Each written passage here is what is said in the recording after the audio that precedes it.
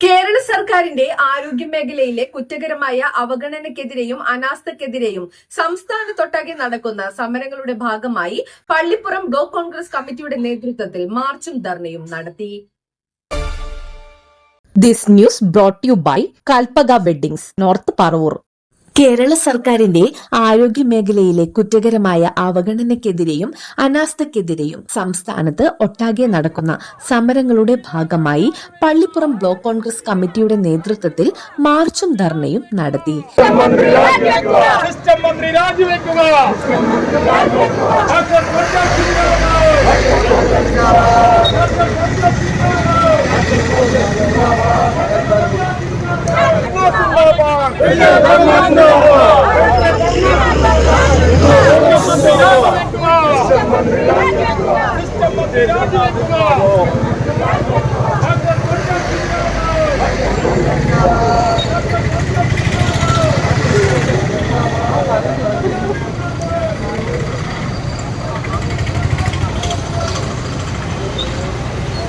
ചെറായിൽ നിന്ന് ആരംഭിച്ച മാർച്ച് അയ്യമ്പിള്ളി സർക്കാർ ആശുപത്രിക്ക് മുന്നിൽ അവസാനിച്ചു.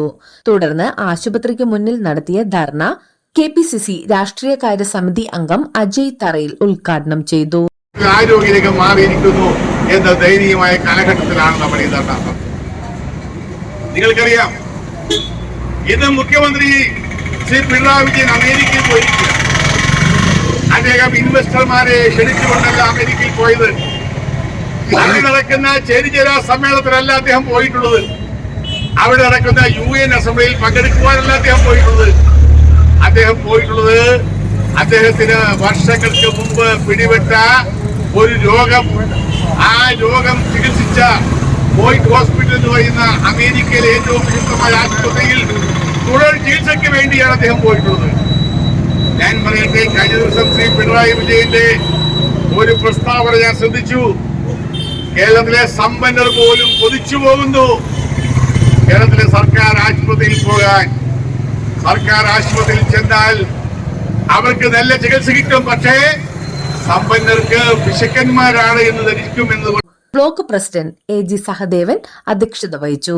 ധർണയിൽ MJ Tomy, Munambam Santhosh, VK Iqbal, VS Soliraj, Augustine Mandoth, CR Sunil, KM Prasoon, Vijaya Mohan, Saujith Abdul Jabbar, Treesa Cleetus, TN Levan, KK Rajan, TA Joseph, Arun Kumar എന്നിവർ പ്രസംഗിച്ചു.